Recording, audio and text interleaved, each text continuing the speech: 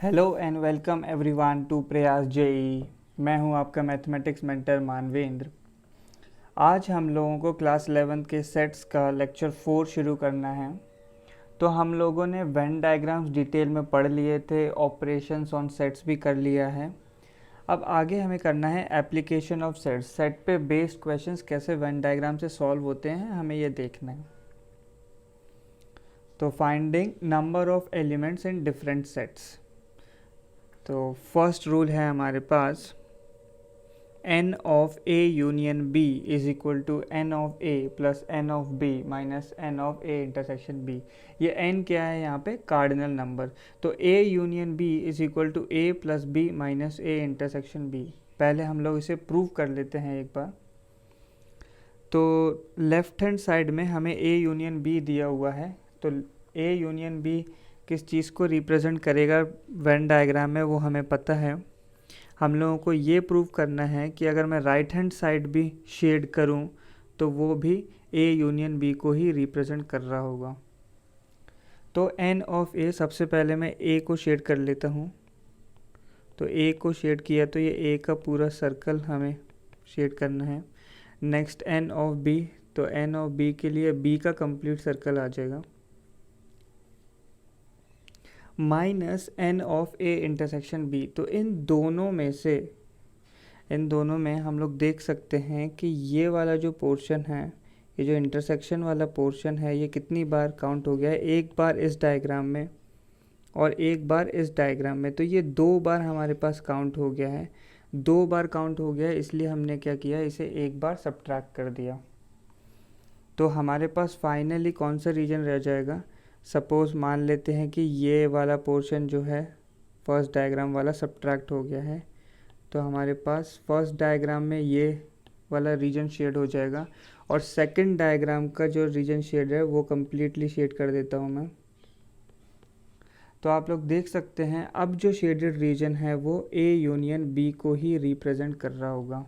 तो हम लोग ए यूनियन बी को A plus B minus A intersection B लिख सकते हैं। ठीक है, ये हम लोगों ने किस तरीके से सोचा, हम लोगों ने ए सेट को देखा तो ए सेट में ए इंटरसेक्शन बी एक बार आ गया है। फिर बी सेट में भी ए इंटरसेक्शन एक बार आ जाएगा। तो ए इंटरसेक्शन बी 2 बार आ गया है, बट वो हमें एक ही बार चाहिए, इसलिए हमने उसे एक बार सब्ट्रैक्ट कर दिया है। तो A union B is equal to A plus B minus of A intersection B. इसका अगर मैं थ्योरेटिकल प्रूफ देखूं तो वो कुछ इस तरीके से आ जाता है। हमारे पास ए यूनियन बी में 3 पोर्शन होते हैं। एक तो ये वाला रीजन, दूसरा ये इंटरसेक्शन वाला रीजन और तीसरा ये रीजन। तो जो फर्स्ट रीजन है इसे हम लोग बोलते हैं ए माइनस बी। ये सेकेंड रीजन हो गया ए इंटरसेक्शन बी और थर्ड रीजन होता है बी माइनस ए। तो हम लोग ए यूनियन बी को लिख सकते हैं A minus B plus A intersection B plus B minus A. ये प्रॉपर्टी हम लोग पहले भी एक बार देख चुके हैं। अब इस पे मैंने क्या किया, इसमें हमने ए इंटरसेक्शन बी ऐड किया और ए इंटरसेक्शन बी सब्ट्रैक्ट कर दिया। ए इंटरसेक्शन बी ऐड किया और ए इंटरसेक्शन बी ही सब्ट्रैक्ट कर दिया।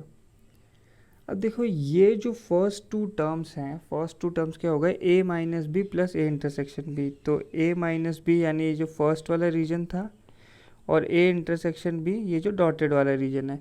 इन दोनों रीजनों का अगर मैं समेशन करूं, समेशन करने का मतलब यूनियन लूं, तो ये वाला कंप्लीट रीजन आ जाएगा। ये कंप्लीट रीजन किसको रिप्रेजेंट कर रहा है? ए को। ऐसे ही जो थर्ड टर्म है और जो फोर्थ टर्म है वो कम्प्लीटली किसे रिप्रेजेंट कर रहा है? बी को। और ए इंटरसेक्शन बी हमने सब्ट्रैक्ट किया हुआ है। तो ये हमारे पास हो गया इसका थियोरेटिकल प्रूफ कि A union B is equal to A plus B minus A intersection B. ये हमें डायरेक्टली याद रखना है, क्वेश्चन सॉल्व करने में बहुत काम आएगा। तो फर्स्ट क्वेश्चन है हमारे पास, in a group of 1000 people there are 750 who can speak Hindi and 400 who can speak Bengali. How many can speak Hindi only? How many can speak Bengali and how many can speak both Hindi and Bengali. तो हम लोग पहले कोशिश करेंगे कि इसे when diagram से solve करें, उसके बाद ही हम लोग फॉर्मूला यूज़ करने की कोशिश करेंगे। तो हमें हिंदी और बंगाली दो सेट्स दिए हुए हैं, तो फर्स्ट सेट H से रिप्रेजेंट कर देता हूँ मैं हिंदी, और सेकंड सेट B से रिप्रेजेंट कर देता हूँ बंगाली। तो हम लोगों को इन ऑल 1000 पीपल दिए हुए हैं, तो टोटल 1000 पीपल है, तो इसका ये मतलब हुआ कि हिंदी यूनियन बंगाली हमें 1000 दिया हुआ है। हिंदी यूनियन बंगाली 1000 दिया हुआ है। हिंदी हमें दिया हुआ है 750 और बंगाली हमें दिया हुआ है 400। इन सब के आगे मुझे n लगा लेना चाहिए क्योंकि ये कार्डिनैलिटी को रिप्रेजेंट करते हैं। तो n of H union B 1000 दिया है, हिंदी हमें 750 दिया है और बंगाली 400। अगर इसे फॉर्मूले से करना चाहें तो ये इंस्टेंटली हो जाएगा क्वेश्चन। तो हमारे पास फॉर्मूला क्या है, n of H union B क्या हो जाएगा, तो फर्स्ट सेट लिखना है plus second set minus intersection of both the sets. तो हमें H यूनियन B गिवन है 1000, n ऑफ H गिवन है 750, n ऑफ B गिवन है 400 और n of H intersection B हमें इस इक्वेशन से मिल जाएगा। तो n of H intersection B कितना आ जाता है हमारे पास, 750 प्लस 400 जो है 1150 हो जाएगा, माइनस 1000 करेंगे तो ये वैल्यू आ जाती है हमारे पास 150। तो हमें इंटरसेक्शन वाला रीजन जो है 150 आ गया है। जो थर्ड पार्ट है, how many can speak both Hindi and Bengali, तो वो कितना आ गया है हमारे पास 150। अब देखो इस वैल्यू को यूज़ करके मैं वेन डायग्राम में से बाकी दोनों आंसर निकाल लूँगा। तो n ऑफ H इंटरसेक्शन भी 150, यानी जो इंटरसेक्शन वाला रीजन है इसमें हमारे पास 150 आ गया है। अब एक चीज़ हम लोग देखें कि जो हिंदी है वो कंप्लीट वैल्यू है हिंदी की 750 में से 150 हमारे पास यहाँ आ चुका है इंटरसेक्शन वाले रीजन में। तो बाकी जो रिमेनिंग वैल्यू होगी, बाकी जो रिमेनिंग 600 वैल्यू होगी वो यहाँ आएगी, और डायग्रामेटिकली ये जो रीजन मैंने ग्रीन कलर से मार्क किया है वो इस 600 को रिप्रेजेंट कर रहा होगा। ऐसे ही बंगाली 400 दिया हुआ है टोटल, जिसमें से 150 इंटरसेक्शन वाले रीजन में आ गया है। बाकी जो रिमेनिंग वैल्यू होगी, बाकी जो रिमेनिंग वैल्यू है 250, वो हमारे पास यहाँ पे आ जाएगी। अब हम लोग कोई भी क्वेश्चन जो है आंसर कर सकते हैं। तो फर्स्ट है how many can speak Hindi only, तो जो हिंदी ओनली वाला रीजन है वो ये रीजन हो जाएगा। तो हिंदी ओनली हमारे पास कितना आ गया, हिंदी ओनली की वैल्यू आ जाएगी 600। नेक्स्ट है how many can speak Bengali only, तो बंगाली का रीजन जो है ये वाला आ जाएगा। तो बंगाली ओनली हमारे पास कितना आ गया 250, और इंटरसेक्शन यानी how many can speak both Hindi and Bengali वो हमारे पास पहले ही आ गया था, कितना 150। तो कैसे फॉर्मूला और वेन डायग्राम दोनों यूज़ किया है मैंने यहाँ पे, ये आप लोगों को सीखना है। नेक्स्ट क्वेश्चन पे बढ़ते हैं। नेक्स्ट क्वेश्चन है, in a class of 700 students 180 students liked mathematics, 275 liked physics, ये पास्ट गलत आ गया बीच में, 275 liked physics and 95 liked both mathematics as well as physics, then the number of students who liked neither mathematics nor physics. ठीक है, तो neither mathematics nor physics वाला हमें निकालना है। पहले जो गिवन इन्फॉर्मेशन है वो हम लोग लिख लेते हैं। तो हमें number of students speaking mathematics, उसे हम m से रिप्रेजेंट कर देते हैं, 180 है, who like mathematics. Next number of students who like physics हमें दिया हुआ है 275 and 95 liked both mathematics as well as physics. Both यानी कॉमन वाला रीजन आ जाएगा, तो ये m इंटरसेक्शन p को रिप्रेजेंट कर रहा होगा। तो ये वाली वैल्यू हमें दी हुई है 95। तो हम लोग वेन डायग्राम से सॉल्व करने की ट्राई करते हैं। पहले दोनों सेट्स मार्क कर लिए, एक P दिया हुआ है, एक M दिया है। हमें इंटरसेक्शन की जो वैल्यू है वो दी हुई है 95। इंटरसेक्शन की वैल्यू हमें 95 गिवन है। देखो टोटल फिजिक्स की वैल्यू है 275 और इंटरसेक्शन में आ गया 95। तो जो रिमेनिंग रीजन है उसके लिए वैल्यू कितनी आ जाएगी हमारे पास 180। 275 माइनस 95। मैथ्स के लिए हमें दिया हुआ टोटल 180 जिसमें से 95 पहले ही आ गया है, तो बाकी जो रिमेनिंग वैल्यू है वो यहाँ पे आ जाएगी। वो कितनी है 85। अब हमसे क्वेश्चन में पूछा हुआ है number of students who liked neither mathematics nor physics, दोनों की दोनों अच्छे ना लगे। तो इस डायग्राम के अकॉर्डिंग कौन सा रीजन हो जाएगा जो यहाँ पे नीदर मैथमेटिक्स नॉर फिजिक्स आएगा। तो इन दोनों सर्कल्स के बाहर वाला रीजन, दोनों सर्कल के एक्सटीरियर वाला रीजन जो है हमें बताना है। तो टोटल वैल्यू हमें दी हुई है 700। 700 में से हमें क्या सब्ट्रैक्ट करना होगा, ये तीन वैल्यूज़ का सम। इन तीन वैल्यूज़ का सम क्या आ जाएगा 180 प्लस 85 प्लस 95, ये तीन वैल्यूज़ दी हुई है। तो क्या आ जाता है 180 प्लस 85 प्लस 95 हम लोग ऐड करेंगे तो ये वैल्यू जो है हमारे पास 360 आ जाती है। तो 700 माइनस 360 अगर किया तो हमारे पास आंसर कितना आ जाएगा 340। ठीक है, होपफुली क्लियर हो गया होगा। तो नाइदर मैथमेटिक्स नॉर फिजिक्स वाला रीजन पूछा हुआ था, तो दोनों सर्कल के एक्सटीरियर का रीजन हमें बताना था। नेक्स्ट क्वेश्चन पे आते हैं। There are 200 individuals with a skin disorder. 120 has been exposed to chemical 1, 50 to chemical 2 and 30 to both chemical 1 and chemical 2.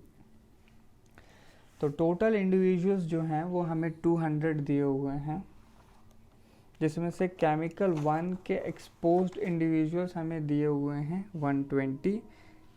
तो केमिकल 1 के एक्सपोज्ड दिए हुए हैं हमें 120, केमिकल 2 के एक्सपोज्ड हमें दिए हुए हैं 50 and both chemical 1 and chemical 2। तो बोथ का मतलब क्या है C1 इंटरसेक्शन C2 हमें दिया हुआ है 30। तो हम लोग वेन डायग्राम ड्रॉ करते हैं। ये हो गया हमारा यूनिवर्सल सेट, इसके अंदर दो सर्कल्स ड्रॉ कर लिए, एक C1 के लिए एक C2 के लिए।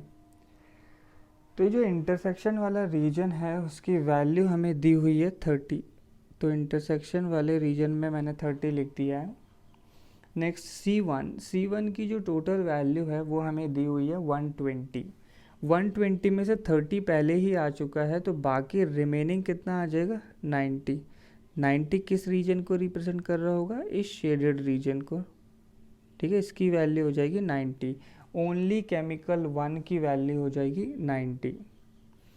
नेक्स्ट केमिकल 2 से एक्सपोज्ड इंडिविजुअल्स हैं 50, जिसमें से 30 यहाँ पे आ गया है, बाकी रिमेनिंग रीजन के लिए 20। तो individuals exposed only to chemical 2 कितना हो गया हमारे पास 20। तो ये हमारा वेन डायग्राम बन गया है। अब हम लोग सॉल्व करते हैं। तो find the number of individual expose to, first part दिया है केमिकल 1 और केमिकल 2। और का मतलब होता है यूनियन, तो हमें केमिकल 1 यूनियन केमिकल 2 की वैल्यू निकालनी है। तो अगर वेन डायग्राम से मैं देखना चाहूँ तो मैं डायरेक्टली 90 प्लस 30 प्लस 20 लिख सकता हूँ। ये हो जाएगा केमिकल 1 यूनियन केमिकल 2। तो ये वैल्यू आ गई 90 प्लस 30 इज़ 120 प्लस 20 इज़ 140। अगर मैंने वेन डायग्राम नहीं बनाया होता तो मैं यहाँ पे डायरेक्टली जो है फॉर्मूला यूज़ कर लेता। तो फॉर्मूले से हमारे पास ऐसे मुझे लिखना पड़ता C1 plus C2 minus C1 intersection C2। C1 हमारे पास 120 गिवन था, C2 हमारे पास 50 गिवन था और इंटरसेक्शन जो है 30 गिवन था। तो 120 plus 50 is 170 minus 30 is again 140।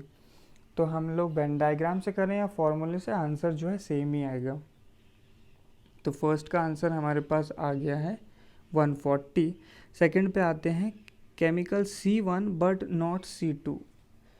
इसको मैं ऐसे भी लिख सकता हूँ कि ओनली C1, तो C1 बट नॉट C2, तो ये जो शेडेड रीजन है डायग्राम में ये C1 को रिप्रेजेंट कर रहा है और इसमें C2 नहीं आ रहा है, C1 बट नॉट C2, तो ये वैल्यू कितनी आ गई हमारे पास 90।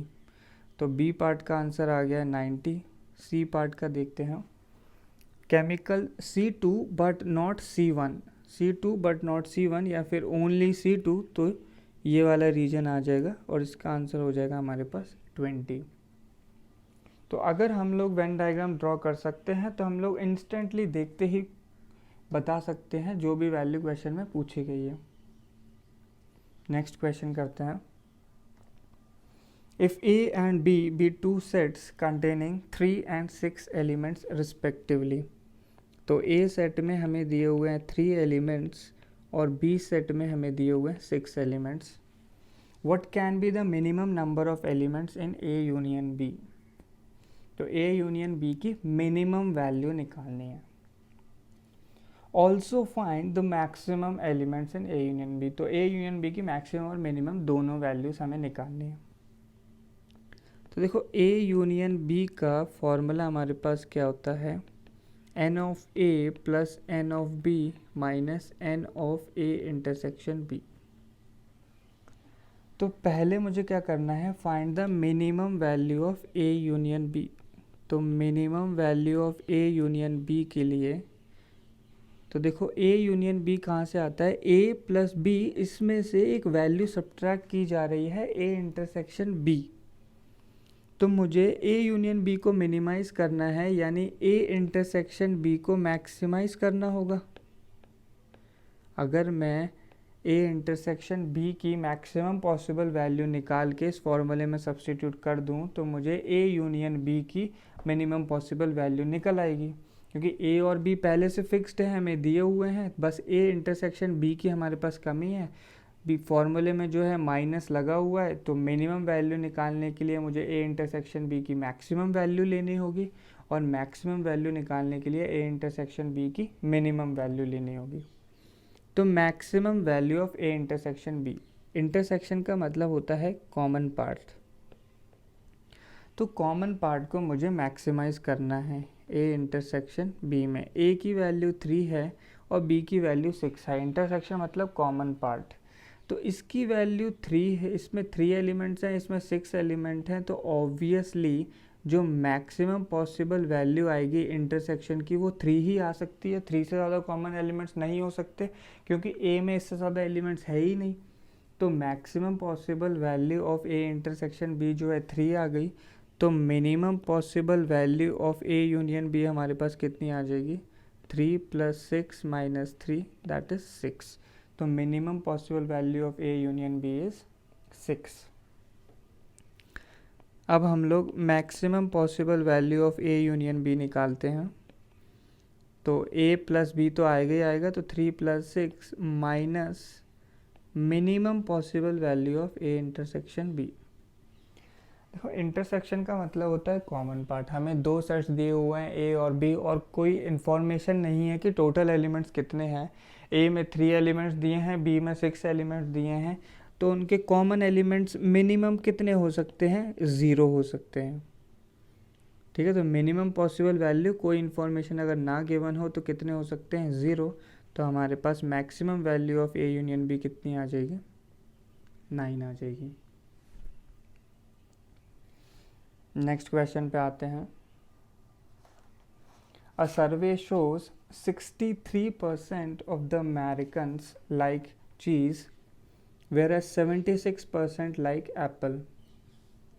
If X% of the Americans like both cheese and apples, find the value of X. फिर से थोड़ा थोड़ा पिछले क्वेश्चन की तरह ही है हमारे पास। देखो हम लोग परसेंटेज में डील ना करके हम लोग मान लेते हैं कि जो टोटल अमेरिकन्स हैं वो 100 है, तो हम लोगों को परसेंटेज में डील नहीं करना पड़ेगा। तो हमें x की वैल्यू निकालनी है। तो डायग्राम अगर मैं ड्रॉ करना चाहूँ उससे ज़्यादा कोई फ़ायदा मुझे होगा नहीं, बट ड्रॉ कर लिया, ये एप्पल्स के लिए और ये चीज़ के लिए, तो मुझे जो इंटरसेक्शन वाला पोर्शन है वो x दिया हुआ है, इंटरसेक्शन वाला पोर्शन जो है x दिया हुआ है, चीज़ की वैल्यू दी हुई है 63 और एप्पल्स की वैल्यू दी हुई है 76। तो पहले मैं क्या करता हूँ, मैक्सिमम वैल्यू ऑफ x निकाल लेता हूँ। मैक्सिमम वैल्यू ऑफ x जो है इंटरसेक्शन वाला रीजन है, तो maximum value of a intersection c निकालना है। तो एक 63 है और एक जो है 76 है, और इंटरसेक्शन का मतलब होता है कॉमन पार्ट। तो मैक्सिमम कितना आ जाएगा, जो इन दोनों में से लीस्ट वैल्यू है उसके इक्वल आ जाएगा। तो लीस्ट वैल्यू जो है 63 है, तो maximum possible value of x कितनी आ जाएगी हमारे पास, 63 आ जाएगी, क्योंकि कॉमन पार्ट देखना होता है मैक्सिमम वैल्यू के लिए। नेक्स्ट, अब एक चीज़ यहाँ पे देखो ज़रा, a प्लस सी की जो टोटल वैल्यू है वो हमारे पास कितनी हो जाएगी, 76 प्लस 63, तो ये 139 हो जाएगी। तो ये वैल्यू हमें 139 दी हुई है, और टोटल अमेरिकन्स हमने अज्यूम किया 100। टोटल हमने अज्यूम किया 100, अमेरिकन्स अज्यूम किया 100। तो टोटल अमेरिकन्स जो हैं हमारे पास 100 हैं, तो 100 Americans is equal to Americans who like apple plus Americans who like cheese minus Americans who like both cheese and apple। इस तरीके से ये वैल्यू आ जाएगी हमारे पास। तो A इंटरसेक्शन C की एक वैल्यू हमें यहाँ से क्या मिल जाती है, 139 माइनस 100 दैट इज़ 39। तो ये जो 39 है वो इंटरसेक्शन की वैल्यू है या नहीं है, हम लोग डेफिनेटली कुछ नहीं कह सकते कि ये वैल्यू आएगी या नहीं आएगी। बट एक चीज़ हमें समझनी है कि इंटरसेक्शन की मिनिमम पॉसिबल वैल्यू 39 होना ज़रूरी है, क्योंकि टोटल अमेरिकन्स हमें 100 हमने माने हैं, और जो परसेंटेज हैं उनको ऐड किया जाए तो 139 आएगा। तो कम से कम 39 कॉमन होना ज़रूरी है, वरना A और B जो हैं 100 को ही क्रॉस कर देंगे। तो मिनिमम पॉसिबल वैल्यू जो है 39 आ जाएगी। तो ये जो 39 है ये मिनिमम वैल्यू ऑफ x है। तो x की रेंज हमारे पास क्या आ गई है, x जो है 39 से लेके 63 के बीच में कहीं भी हो सकता है। जो पिछले क्वेश्चन में हमें टोटल नहीं गिवन था, टोटल कुछ भी गिवन नहीं था, यहाँ पे टोटल हम लोगों ने परसेंटेज गिवन था तो 100 मान लिया। तो ये जो x की रेंज है ये 39% से 63% के बीच में आ गई है। तो टोटल ना गिवन होता तो इंटरसेक्शन की मिनिमम वैल्यू 0 हो जाती, बट यहाँ पे मिनिमम पॉसिबल वैल्यू 39 ज़रूर होगी। नेक्स्ट फॉर्मूला हमारे पास आ जाता है 3 सेट्स के लिए। तो union of 3 sets A, B and C, A, B and C। तो हम लोग इसे वेरीफाई करेंगे कि ये जो फॉर्मूला है हमारे पास वो सही है या नहीं है। तो देखो, मैं A, B और C पहले ऐड किए हुए हैं, तो मैं A के लिए इस बार शेड ना करके सिर्फ डॉट्स बना रहा हूँ। तो A का रीजन क्या हो जाएगा, मैंने A लिखा तो इस रीजन में शेड होगा, प्लस ये रीजन एक यहाँ पे और एक यहाँ पे, ये मेरे पास टोटल A हो गया है। इसमें B ऐड करना है तो B के लिए डॉट्स ड्रॉ करते हैं। एक डॉट इस रीजन में आ गया, एक डॉट यहाँ आएगा, एक डॉट यहाँ और एक डॉट यहाँ। तो ये हो गया हमारे पास B का रीजन। नेक्स्ट C, तो C के लिए एक डॉट इधर होगा, एक यहाँ, एक डॉट इस सेंट्रल रीजन में और एक डॉट यहाँ पे होगा। ठीक है, अभी तक मैंने डॉट्स किसके लिए ड्रॉ कर लिए हैं, A, B और C के लिए। अब हमें सब्ट्रैक्ट करना है इसमें से A इंटरसेक्शन B, यानी वो डॉट्स मुझे हटानी है जो A इंटरसेक्शन B वाले रीजन में लाई करती हैं। तो A इंटरसेक्शन B का जो रीजन है वो ये वाला रीजन हो जाएगा। इस रीजन में से अगर मुझे डॉट सब्ट्रैक्ट करनी है तो देखो, एक डॉट ये हट जाएगी हमारे पास से और एक डॉट मैं इस रीजन में से हटा लेता हूँ, तो ये दो डॉट्स जो हैं यहाँ से हट जाएंगे A इंटरसेक्शन B। नेक्स्ट है बी इंटरसेक्शन सी। तो बी इंटरसेक्शन सी वाला रीजन जो है उसमें से डॉट्स अगर हम हटाएं तो एक डॉट मैंने इस रीजन से हटा ली और एक डॉट इस सेंट्रल रीजन से। Next A intersection C. तो ए इंटरसेक्शन सी में एक डॉट इस रीजन की हट गई और एक डॉट इस सेंट्रल रीजन से हट गई। ठीक है, अब एक चीज़ देखें ज़रा कि हमें A union B union C का क्या मतलब होता है कि ये सारे की सारे जो सर्कल हैं वो कम्प्लीटली शेड होना चाहिए। तो बट अगर मैं यहाँ पे डार्क डॉट्स देखूँ तो केवल ये रीजन शेड हुआ है मेरे पास। इस रीजन में एक डॉट है तो ये रीजन भी शेड हो जाएगा। इस रीजन में डॉट है, ये रीजन शेड हो गया। देखो इस रीजन में भी एक डॉट है, ये भी शेड हो गया। यहाँ भी एक डॉट है, ये भी शेड हो गया, ये भी शेड हो गया। बट जो बीच वाला पोर्शन है वो शेड नहीं हुआ क्योंकि वहाँ पे कोई भी डॉट नहीं रह गई है। इसीलिए इस फॉर्मूले में लास्ट में A intersection B intersection C जो है ऐड कर दिया जाता है।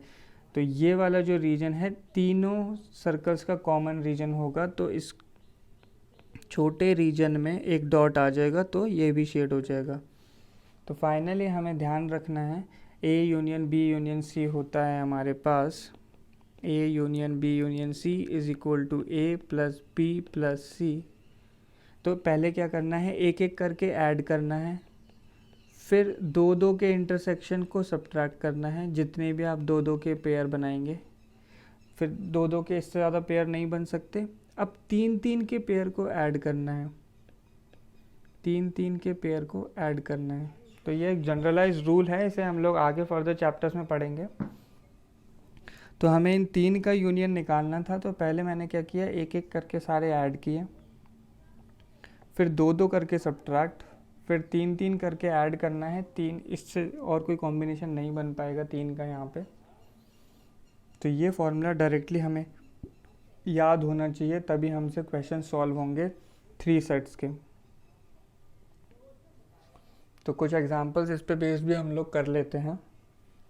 तो फर्स्ट एग्जांपल है, अ class has 175 students, the number of students studying one or more of the following subjects। तो हमें यहाँ पे डेटा दिया हुआ है, मैथ्स के 100 स्टूडेंट्स हैं, physics 70, chemistry 46, maths and physics 30, maths chemistry 28, physics chemistry 23 and तीनों का दिया हुआ 18।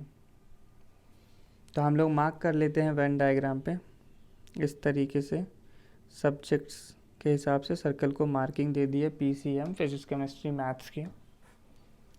तो हम लोगों को वेन डायग्राम से जो कॉमन रीजन है वहाँ से मार्क करना शुरू करना है।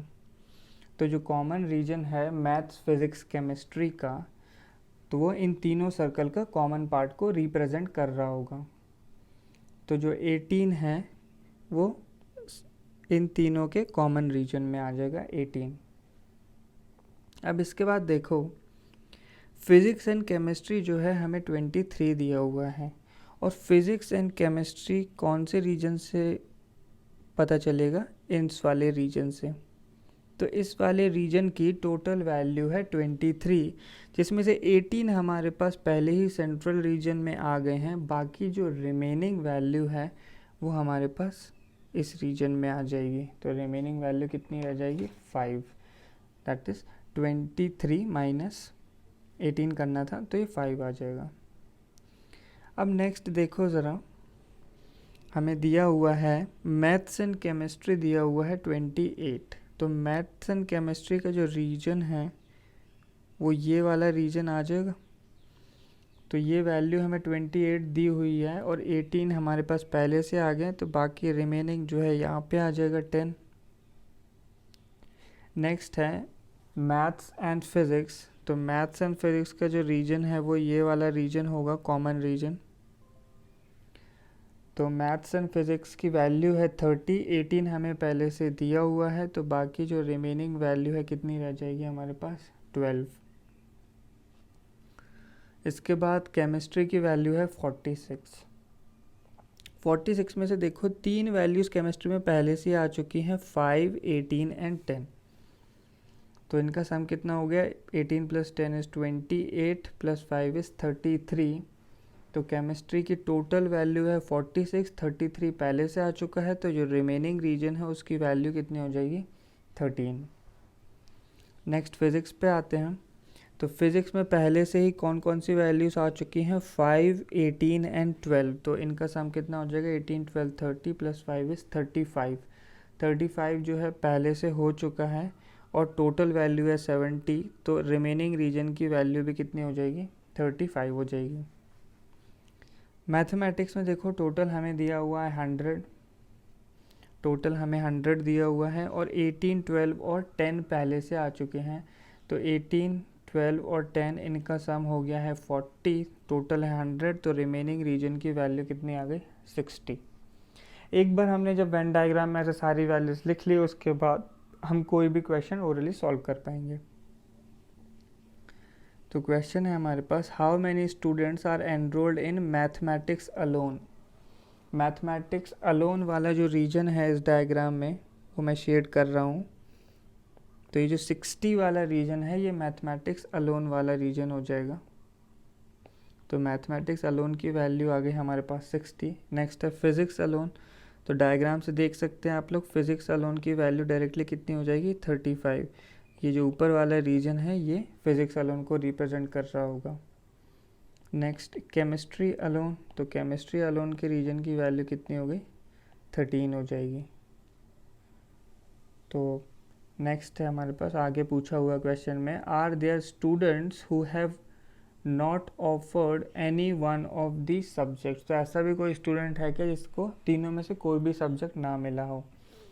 तो देखो टोटल स्टूडेंट्स जो हैं हमें दिए हुए हैं 175 और हमने जो वेन डायग्राम में प्लॉट किए हैं उनकी समेशन हम लोग देख लेते हैं। तो वेन डायग्राम में हमारे पास क्या क्या वैल्यूज़ हैं, 35 + 5 + 18 + 12 + 13 + 10 + 60। तो सारे रीजन्स की मैंने वैल्यूज़ लिख ली हैं, इनका सम हमें करना है। इसका सम आ जाता है 35 + 5 = 40 + 30 = 70, 70 + 70 = 140, ये 153। तो ये सम आ गया हमारे पास 153। टोटल दिया हुआ है 175, वेन डायग्राम के अंदर आ गया है 153। इसका मतलब फिजिक्स, केमिस्ट्री और मैथ्स वाले टोटल स्टूडेंट्स कितने हैं, 153, और क्लास की स्ट्रेंथ कितनी है, 175। तो ऐसे स्टूडेंट्स कितने हो जाएंगे जिन्हें कोई भी सब्जेक्ट ऑफर नहीं हुआ है, 175 - 153 दैट इज़ 22। तो 22 ऐसे स्टूडेंट्स हैं जिन्हें कोई भी सब्जेक्ट ऑफर नहीं हुआ है। नेक्स्ट क्वेश्चन पे आते हैं। तो a college awarded 38 medals in football. तो फुटबॉल की वैल्यू कितनी हो गई हमारे पास, 38। 15 इन बास्केटबॉल। तो ऐसे बी लिख लेते हैं बास्केटबॉल के लिए, उसकी वैल्यू दी हुई है 15। एंड 22 क्रिकेट, और क्रिकेट की वैल्यू हो गई हमारे पास 20। If these medals went to a total of 58 men, तो टोटल वैल्यू दी हुई है 58, and only 3 men got medals in all the 3 sports. तो 3 men got medals in all the 3 sports. तो all the 3 sports का reason कैसे आ जाएगा, F intersection B intersection C, ये value दी हुई है 3। क्वेश्चन है, how many received medals in exactly 2 of the sports? In exactly 2 of the sports. तो पहले वेन डायग्राम पे हम लोग मार्क कर लेते हैं, ये F, यहाँ B और ये C। तो exactly 2 sports वाला रीजन कौन सा होगा, जो मैं शेड कर रहा हूँ वो देख लेना। तो ये जो रीजन मैंने पहले शेड किया, ये कौन सा रीजन हो गया, फुटबॉल एंड क्रिकेट का। तो एग्जैक्टली 2 स्पोर्ट का रीजन है ये, फुटबॉल एंड क्रिकेट। ऐसे ही ये वाला जो रीजन है ये कौन सा हो जाएगा, फुटबॉल एंड बास्केटबॉल। और ये रीजन मेरे पास हो जाएगा बास्केटबॉल एंड क्रिकेट का। इनको मैं शेड कर देता हूँ ताकि आप कंफ्यूज ना हो कि जो मिडल वाला है वो नहीं आएगा इसमें। एग्जैक्टली 2 स्पोर्ट्स का रीजन चाहिए, तो जो शेडेड एरिया है वो हमारे आंसर में आना चाहिए। ठीक है, तो इसके लिए हमें सॉल्व करना है। तो हमारे पास 3 सेट्स के लिए केवल एक ही फॉर्मूला होता है, वो हम लोग यूज़ करने वाले हैं। तो F union B union C हमारे पास होता है। एक एक करके हमें पहले ऐड करना है, फिर 2 का सब्ट्रैक्शन, 2 का सब्ट्रैक्शन, फिर 3 का एडिशन। तो 3 का एक ही सेट पॉसिबल है, F intersection B intersection C। तो F union B union C की वैल्यू हमें गिवन है क्वेश्चन में, क्या 58, F की वैल्यू 13, B की वैल्यू 15 और C की वैल्यू 20। बाकी जो इंटरसेक्शन वाले रीजन्स हैं, F intersection B, B intersection C, C intersection F, ये हमें क्वेश्चन में गिवन नहीं है, तो इनको हम लोग एज इट इज़ लिखे रहने देते हैं, माइनस कॉमन ले लिया है बस। और ये जो तीसरा रीजन है, ये रिमेनिंग रीजन है F intersection B intersection C, उसकी वैल्यू हमें 3 दी हुई है। तो इस इक्वेशन को सॉल्व करके यहाँ से हमें F intersection B plus B intersection C plus C intersection F की वैल्यू मिल जाती है। वो हमारे पास सॉल्व करने पे हमारे पास ये वैल्यू आ जाएगी 76 माइनस 58 हो जाएगा, तो ये वैल्यू हमारे पास बन जाती है 18। तो क्या यही हमारा आंसर है, F intersection B plus B intersection C plus C intersection F? जी नहीं, ये हमारा आंसर नहीं है। इसमें से कुछ वैल्यू हमें सब्ट्रैक्ट करनी है। वो हमें कैसे पता चलेगा, देखो F इंटरसेक्शन B का क्या मतलब हो गया, F इंटरसेक्शन B का मतलब हो गया वो लोग जो फुटबॉल और बास्केटबॉल दोनों में मेडल जीत रहे हैं, ठीक है, फुटबॉल और बास्केटबॉल दोनों में। तो वो जो रीजन है, ये जो कंप्लीट रीजन मैं डायग्राम में मार्क कर रहा हूँ, उसे रिप्रेजेंट कर रहा होगा। इस रीजन में जो हमारा शेडेड रीजन है वो तो है ही, बट साथ में जो तीनों का कॉमन रीजन है वो एक बार काउंट हो गया है, तीनों का कॉमन रीजन एक बार काउंट हो गया है। ऐसे ही B इंटरसेक्शन C में अगर आप देखोगे, B इंटरसेक्शन C में भी शेडेड रीजन का कुछ पोर्शन तो आ ही रहा है, साथ में जो तीनों का कॉमन रीजन है वो एक बार आ गया। ऐसे ही C इंटरसेक्शन F में भी तीनों का कॉमन रीजन एक बार आ गया। तो अगर इन तीनों का सम किया तो जो कॉमन रीजन है that is F intersection B intersection C कितनी बार काउंट हो गया है, 3